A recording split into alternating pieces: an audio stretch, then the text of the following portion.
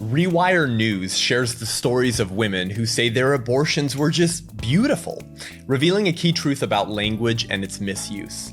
Abortion serviles masquerading as politicians in Pennsylvania sue the Little Sisters of the Poor again, attempting to force them into covering contraceptives and abortifacients in their health plans. We will examine why the left hates religious liberty and what this case reveals they really want. I'm Seth Gruber, and this is UnAborted.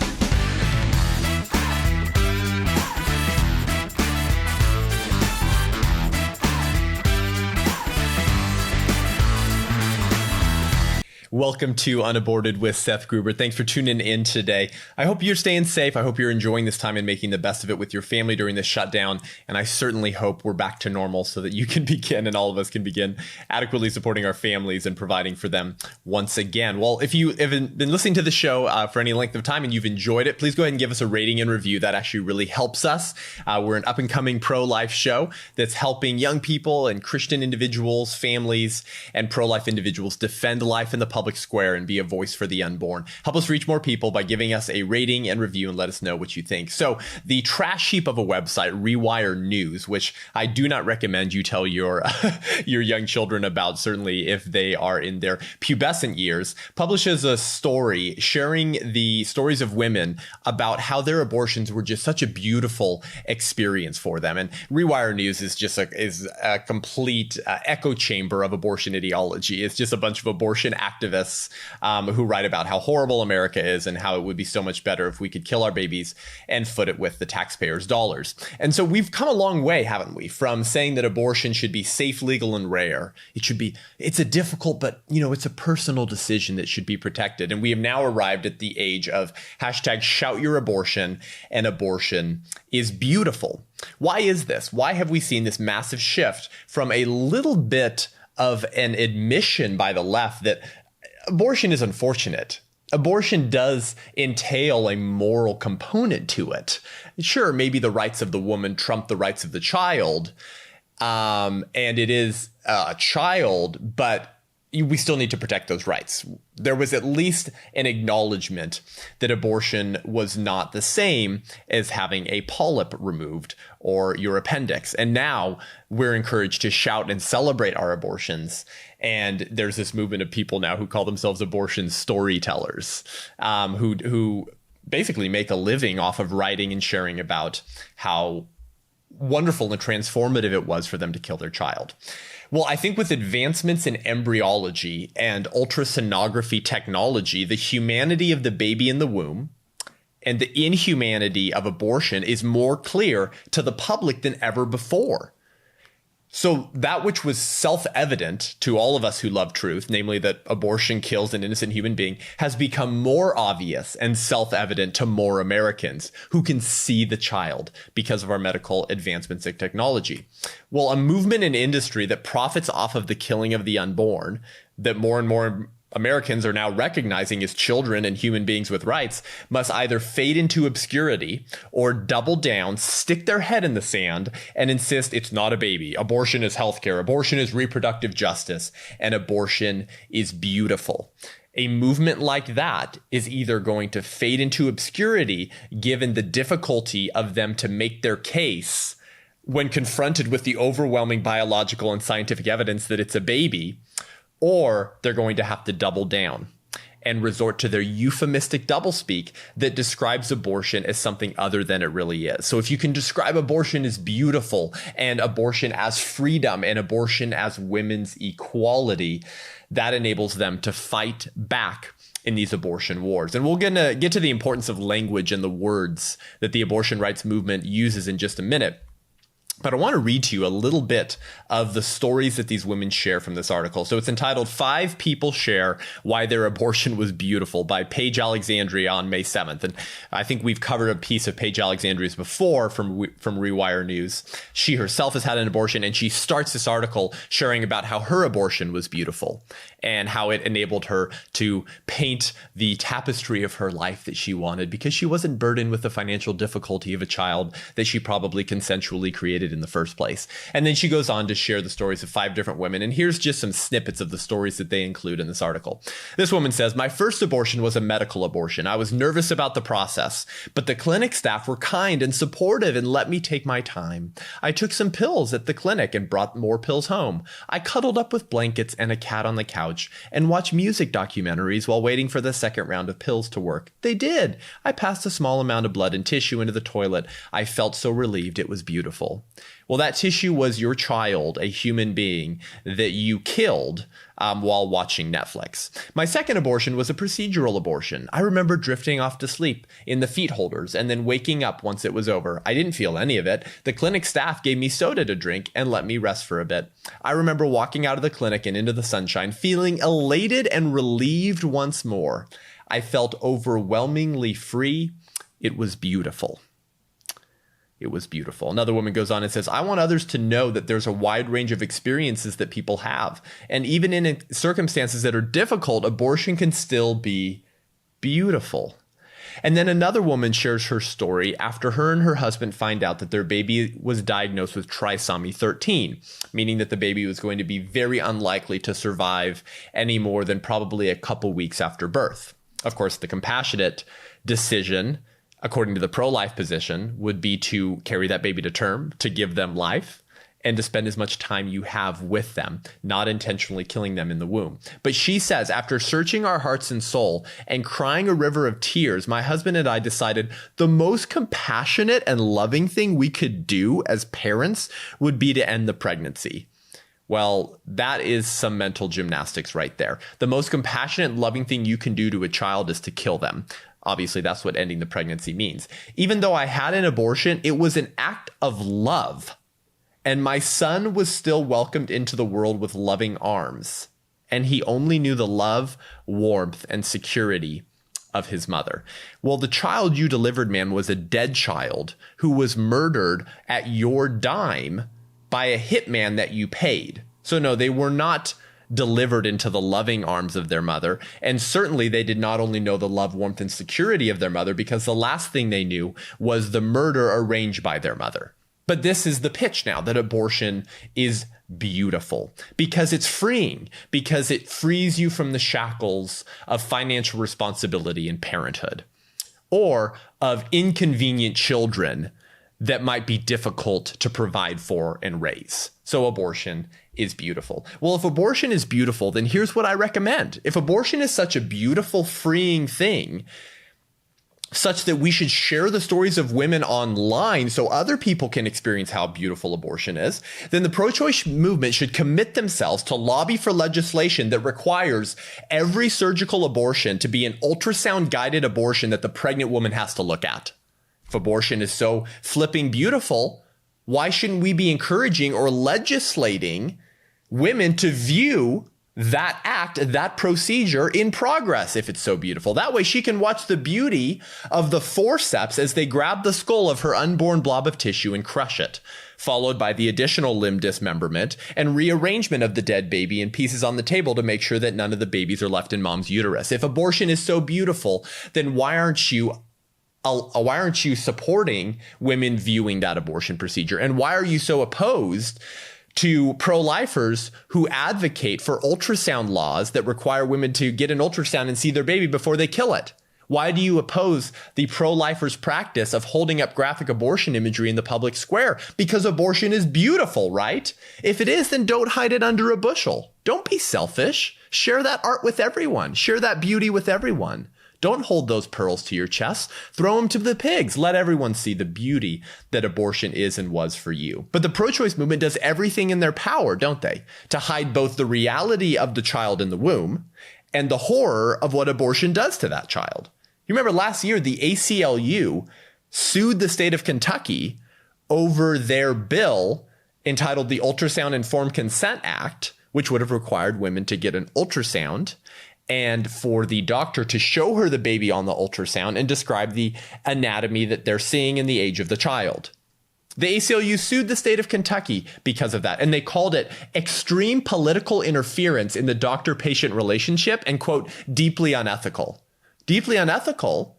If abortion is beautiful, then not only is it ethical, but we should be encouraging people to view abortion. And it certainly wouldn't be political interference in the doctor-patient relationship. And of course, they obscure the reality of dismemberment abortions by calling it what? We will gently suction out the contents of the uterus. And they describe abortion pills as a slightly heavier period. They resort to euphemisms to describe abortion. But if abortion is beautiful, then let's bring it on full force. Let's look at it. Let's welcome the reality of that beautiful, beautiful procedure into the lives of pregnant women contemplating that beautiful procedure. So why do they hide the beauty of the very procedure that they call beautiful? Well, to answer that question, we must turn to a key truth about language and its use and misuse. But first, we're offering a new feature here at UnAborted. Starting soon, we'll be taking your questions on the show, anything related to abortion, to politics, to the culture, to the church, to faith and family. And we'll go through a couple of those each episode. So to get your questions answered, simply email your questions to unaborted@sethgruber.com. That is unaborted@sethgruber.com. And we'll be right back with a whole lot more.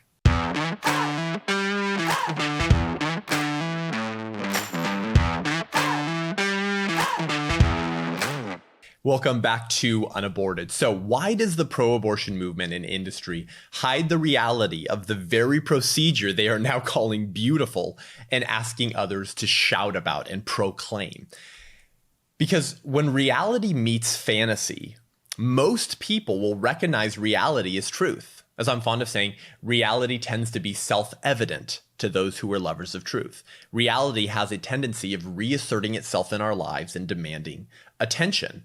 When presented with the unvarnished truth and unvarnished falsity, the common man will recognize the lie for what it is. But the pro-abortion movement can't afford to present the unvarnished version of its actions and reproductive health care services, or else they will lose their cultural influence and ability to turn a profit off of the killing of babies, because the reality of abortion is too ghoulish and too disturbing. And when it's portrayed and seen in the public square, it's typically rejected. So they must dress themselves up in euphemisms and doublespeak in order to hide, either visually or linguistically, the reality of the horrors that they perpetrate against children in the womb. And George Orwell understood the danger and misuse of the English language better than most. In his 1943 article entitled, or essay entitled Politics in the English Language, he wrote that political language has to consist largely of euphemism, question begging, and sheer cloudy vagueness. Such phraseology is needed if one wants to name things without calling up mental pictures of them. He goes on to say political language is designed to make lies sound truthful and murder respectable, and to give the appearance of solidity to pure wind, which is a perfect example of who the pro-abortion movement is and what they do. They use euphemisms to obscure the reality of what they do. They refer to abortion as abortion and reproductive health care to name the things that they do without calling up mental pictures of them. The pro-abortion movement cannot actually portray the images of abortion without completely destroying the fantasy that they've created. Images like these would completely puncture their fantasy and reveal the man behind the curtain. And so their language is used to make lies sound truthful, murder respectable, which is exactly what they do, and to give the appearance of solidity to pure wind arguments based on a fantasy world. But the pro-abortion movement and the abortion industry understands the power of words, and the left more broadly are masters at utilizing very specific words to describe very specific things, to obscure reality in favor of ideology and in propaganda. Control words and the implementation of those words in the culture, and you will control the culture. And this is because words have meanings. Words are not just combinations of letters. Words actually have meanings and definitions, and they shape how we think about ideas. They shape how we think about the world around us. They color the way that we see the world. And ideas have consequences. So if you're using bad words and redefining words to fit your political preferences, to describe ideas, then those consequences can be dire indeed. If the words we use don't accurately describe reality, then our ideas about ourselves, freedom, life, and liberty will be warped. And if we're not careful, we'll end up believing a fantasy. And that fantasy may sound enticing to many. It may sound enticing that abortion is freedom, that abortion enables women to be equal with men, that abortion enables women to pursue their education and their career, that abortion enables women to accomplish everything a man can because they're not being burdened by familial responsibilities.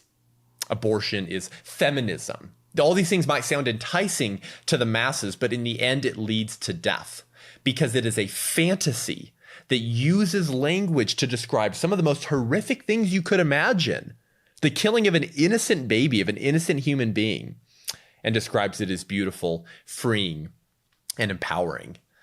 This euphemistic political language obscures the reality, and in the end, it leads to death. And I was thinking recently of the warning to stay away from the adulterous woman in Proverbs 5 as a great explanation of the abortion industry and the pro-abortion movement.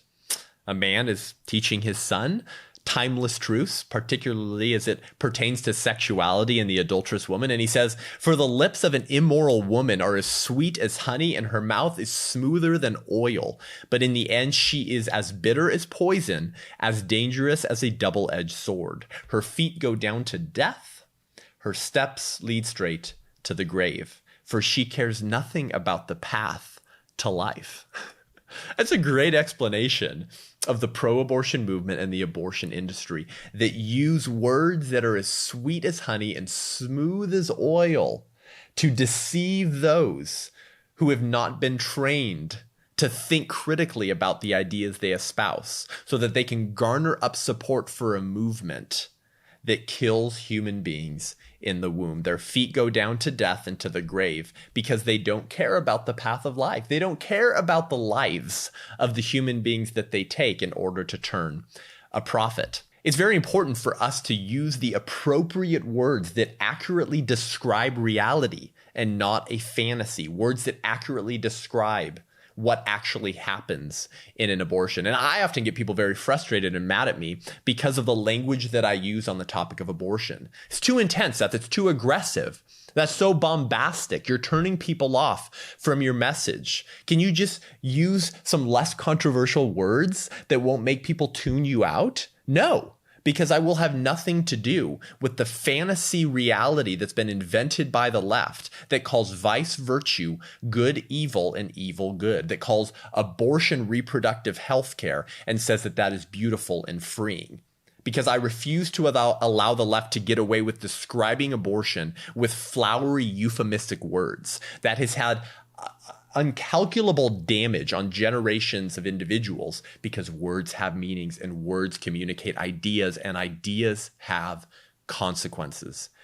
Unfortunately, bad ideas have victims, and there is hardly a worse bad idea than the idea that the dismemberment of a baby in their mother's womb is reproductive health care. So we should call abortion for what it is: genocide, feticide, murder, dismemberment, slaughter.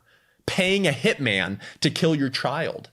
This accurately describes what abortion is and does. The photos I just showed you accurately show what abortion does, and these words mirror that horrific reality. Pro-life individuals, conservatives, and the culture at large that believes in truth and wants to align their lives with truth have to use words that accurately describe reality because we've allowed the left to win for too long by getting away with using less than accurate terms to describe the horrors of what they really do. Well, next we're going to talk about Pennsylvania, unfortunately, suing the Little Sisters of the Poor again, trying to force them and co-opt them into covering and providing contraceptives and potentially abortifacient contraceptive drugs in their healthcare plans. But first, if you like this show and want to hear more great content and commentary from the front lines of the abortion wars, then head on over to patreon.com/ patreon.com/unaborted to become a patron of the show. That's just how you help us create more content. We'd love to move to 2 episodes a week. We'd love to start doing street interviews with people, engaging with people out in the public square on issues relating to life and liberty, and providing you with more content for your children, for your friends, and for yourself to defend life and be a voice for the unborn in this election year and in a very propitious moment for the battle over the lives of unborn children. You know, Greg Cunningham, a longtime pro-life leader, once said that there are more people working full-time to kill babies than there are working full-time to save them. That's because killing babies is very profitable while saving them is very costly. That is a tragic reality of the circumstance that we find ourselves in today. The pro-abortion movement lines their pockets with gobs of cash from the procedure that kills innocent human beings, while the pro-life movement fundraises endlessly to spend money to save lives. And you can help us do that by playing a particular and important role to help me reach young people, Christian leaders, and religious pro-lifers to equip them to defend life, and gently persuading and encouraging those who are pro-choice to reconsider their position by examining evidence they have not seen or heard before. So if you want to help support this show, head on over to patreon.com/unaborted to become a patron of the show, and we'll be right back with a whole lot more.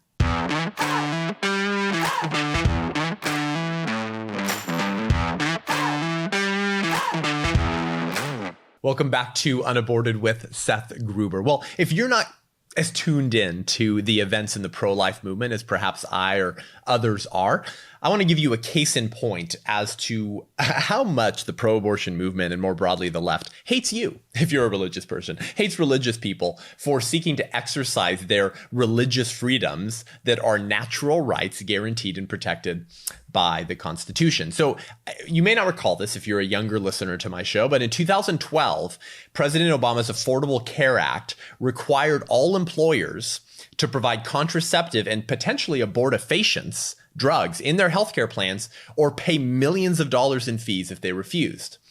Well, obviously, this went up through the courts, and in 2016, the Supreme Court unanimously requested that the federal government and Little Sisters of the Poor come to an agreement. So Little Sisters of the Poor is this Catholic religious order that cares for the elderly, that cares for homeless people, that provides them housing, and of course shares the gospel. Wonderful individuals doing wonderful work that most of us don't do, and certainly not full time. And so they sued the Obama administration. It went up through the courts, and while the Supreme Court actually didn't hear the case in 2016, they were forcing the federal government and Little Sisters of the Poor to come to an agreement because the Supreme Court didn't really want to take up the case at the time. Well, once Donald Trump took office, his administration exempted employers with religious or moral objections to the contraceptive mandate from having to comply with it. And this is one of the biggest victories of the Trump administration, and something that they ushered in shortly after his election shortly after he was sworn in. Through the Health and Human Services Department, they created a conscious protections department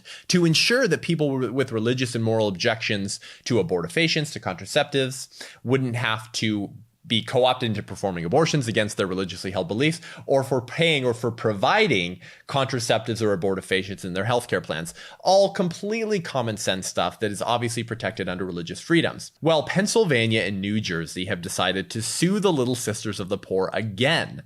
And the Supreme Court began hearing oral arguments on Wednesday, May 6th, just last week. So the Supreme Court's decision is very important in this case because it will determine whether or not religious orders and religious colleges, by the way, will have to pay for birth control, including possible abortion-inducing drugs. Because when Obama's Affordable Care Act was passed, it didn't just include contraceptives, meaning like condoms and diaphragms, right? Like things that are less controversial. But it also included things that could be potentially abortifacient, abortion-inducing drugs, such as Ella and Plan B, things that are taken to prevent pregnancy, but sometimes fail to do so. And so if you get pregnant, those drugs can prevent the implantation of a human being who has already come into existence and therefore cause an early abortion. Pro-lifers should have nothing to do with that type of medication. And of course, Catholics are opposed to all forms of contraceptives. So Pennsylvania, New Jersey, and these political operatives masquerading, or abortion serviles masquerading as politicians, have decided, no, we really need to force these Catholic nuns who care for elderly homeless people to provide possibly abortion-inducing drugs and contraceptives against their religious beliefs in their healthcare plans to other Catholics against the position of the Catholic Church. So that's what the pro-abortion movement thinks of you as religious people. Well, the Washington Examiner on May 6th by Nicholas Rowan covered a little bit of the updates on what's going on. He says the arguments presented Wednesday deal with a lawsuit from the states of Pennsylvania and New Jersey, pushing back against an executive order from President Trump and a statement from Health and Human Services Secretary Alex Azar, which exempts the religious order, as well as many other faith-based institutions, from participating in the Obamacare contraception mandate. Attorney Paul Clement, arguing for the Little Sisters of the Poor, said that if the case is decided against them, they still will not offer contraception because it is, quote, inconsistent with their faith.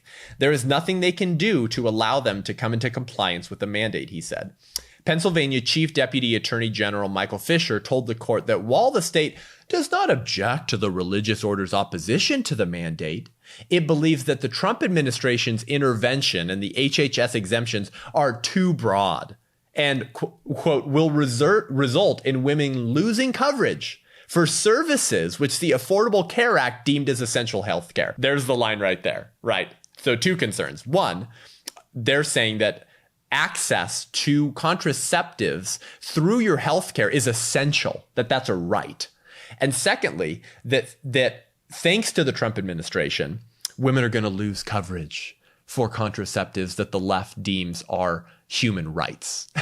So that's the line right there. That's what they're concerned about. And Helen Alvery, she wrote a piece called The Endless War on the Little Sisters of the Poor at the Wall Street Journal on May 5th, debunking this claim that thousands or millions of women will lose coverage for their contraceptives because of the Trump administration.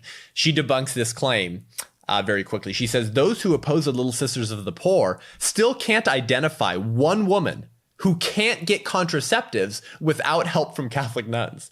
The Little Sisters have never subsidized a single birth control pill or intrauterine device. They have never covered contraceptives in their health plan. So should the court rule in their favor in Little Sisters of the Poor versus Pennsylvania, no woman would lose coverage. The states claim, contrary to the federal government's own admissions, that the Little Sisters' religious beliefs are harming women who can't get contraception. But in nearly a decade since the Affordable Care Act was passed, states have not identified a woman who lacks coverage under the current religious exemption or any other exemption. Do the underserved women the states claim to defend exist? Or is it all a political ploy to bring down religious exemptions and the faith-based ministries that they rely on? Very good question. So the entire argument that the opposition to the Little Sisters of the Poor is making is that by allowing them to practice religious freedom by not paying for or providing contraceptives and abortifacients, women all over the country are losing coverage for services which the Affordable Care Act deemed as essential health care. And Helen Alvery at the Wall Street Journal says that this is a lie, and nobody has been able to illustrate a single woman in a decade who was lacking coverage under the current religious exemption. So what is this really about? Well, it's about two things. It's about the left's hatred of religious liberty, and it's about their goal of ideological uniformity. So firstly, why does the left hate religious liberty? Why are they such opponents and enemies of religious liberty? The left hates religious liberty because the values and traditions of religious people in America run counter to nearly every other value of leftism. So there is a constant threat to the America that the left wishes to build by typically religious conservatives who hold values and traditions that the left hates and have been attacking for decades, such as that life begins at conception, and that's a natural right to not be killed from the moment that you're a human being, such that every child deserves a mother and father, and ideally a married mother and father in the same home, such as that that we have a right to religious freedom, that parents have a right to parent their children how they see fit without the intrusion of the government pushing a secular liberalism and view on the family. The left hates all of these things. And the left fears religious people of influence who would seek to enshrine in law the principles and values of that religion. The ironic part, of course, is that the left does the same thing. Leftism is a religion with a structured view of the world, of humanity, and of the human condition. And they seek to enshrine in law the values of secular humanism, which could be argued is the religion of the left. So they seek to enshrine in law their own religious precepts, namely secular humanism, just as religious people seek to do the same. But they hate religious liberty because of the freedom and therefore the power that it gives religious individuals in our country to enshrine in law the principles and values of that religion which leftism hates. Secondly, this lawsuit is about ideological uniformity. The left wants everyone to look identical. And if you don't believe what they believe in, and you're not willing to stand behind the rights that they perceive are essential rights, then they will attack you and seek to force you into submission. So while they portray their hatred of religious liberty, obviously in suing Catholic nuns who want to run their charity and religious order according to their religious beliefs, the pro-abortion movement simultaneously seeks to create that which they've always despised, which is a theocracy. The left hates a theocracy. They hate that there were countries that at one time were run by religious people and that religion was the state religion. The left hates that. They hate and fear a theocracy, a state religion run by religious people. Except in this case, it's a leftist theocracy that demands uniformity to leftist values in the service of their God, themselves. So while they claim to hate religious liberty, and while they claim to fear the implementation of a religion by the state, they're doing the same thing with leftism, which is itself a religion, and they're seeking to force in line everyone else according to their religious secular views on sexuality and on humanity. And Alexandra DeSanctis at National Review points this out. She makes this point on May 5th. She says, these lawsuits seek with pseudo-religious fervor to punish believers and drive conscience from the public square. Their aim is to uniformly enforce the progressive creed that contraception is healthcare, and what's more, that subsidized contraception is a woman's right. At the root of these lawsuits is the sinister belief that contraception, funded by one's employer regardless and guaranteed by the state, is a requirement of freedom.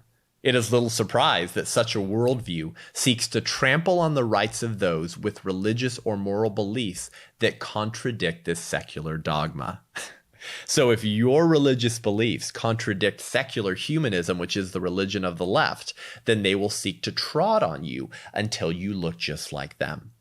Ideological uniformity is the goal of the left. So in short, according to the left, Catholic religious nuns are abusing religious freedom by requesting the freedom to not pay for and provide contraceptives that violate their beliefs. But the left isn't violating religious freedom by attempting to force a secular humanistic view of sexual libertinism onto Catholic nuns with religious fervor. So if Catholics seek to appeal to religious freedom to opt out of being forced to provide contraceptives that the Catholic Church disagrees with, that's wrong, and that's an abusement of religious freedom. But if the left seeks to force their secular religion and enforce it through law onto Catholics, then that's not an abuse of religious freedom. Ridiculous. And this gets to a key difference between the left and the right, between conservatives and between the left, who basically hate our country and hate the founding ideals found in natural rights. That difference is that the right will only seek to enforce values on others that coincide with natural rights, broadly speaking. Conservatives typically will only seek to enforce through law values that coincide with natural rights. For example, here's what I mean by this. Pro-lifers won't seek to enforce their views on human sexuality, right? We don't attempt to use the law to ban premarital sex. We're not seeking to enforce our view of human sexuality through the law on the rest of Americans. Catholics don't attempt to ban the purchase of condoms, even though the Catholic Church is opposed to the use of condoms. We're not enforcing our view of human sexuality, but we will try to use the law to ban the killing of a human being that is the product of sex, because abortion violates the most fundamental natural right, the right to life, which we universally have, that springs from our humanity and is, of course, guaranteed by our Creator. Contrastively, the left will almost always seek to enforce their view of human sexuality on everyone else. They will insist that sexual rights include anything from abortion and contraception footed by the taxpayer to gender affirmation surgeries for minors against the parent's will, also footed by the taxpayer. So they will violate natural rights by enforcing their view of human sexuality on others, and of course violating religious freedoms in doing so. But conservatives don't seek to do that. We seek to guarantee natural rights. And if that means that I've taken away your perceived right to kill your own unborn child, then so be it. Because I haven't violated any of your natural rights, and I'm not seeking to enforce through law my own views on human sexuality. It's a key difference between the left and the right. But it's ironic, isn't it, that the left accuses pro-lifers and religious conservatives of religious fundamentalism. Ooh, we can't allow these religious fundamentalists to create a theocracy where they make Christianity the state religion and go into people's bedrooms and make sure they don't have premarital sex. This is their fear. This is their critique, their accusation on pro-lifers and religious conservatives. But we're simply seeking to protect natural rights, namely the right to life. While simultaneously, though, the left is exercising some of the worst examples of religious fundamentalism. They are uniformly enforcing the progressive creed that if the left considers something a right, then they have the right to demand that you provide and pay for that right. Now, where does this right come from? It comes from their own fantasy kingdom that they have invented. It's not a natural right. It doesn't spring from our humanity. There's nothing about being a human being that gives you the right to force me to pay for your abortion or your contraceptive so you can have responsibility-free sex. That's not a natural human right. But as soon as the left says that that's a natural human right, then they will trod over your natural right to oppose and your religious freedom to oppose until you look just like them, until their ideology until everyone conforms and looks just like their ideology. And the left will continue to do this. So we cannot give a step. We have to fight back at every single moment because the lives of unborn children are at risk and the freedoms of the posterity of our nation, your children, are at risk. That's what this lawsuit really means.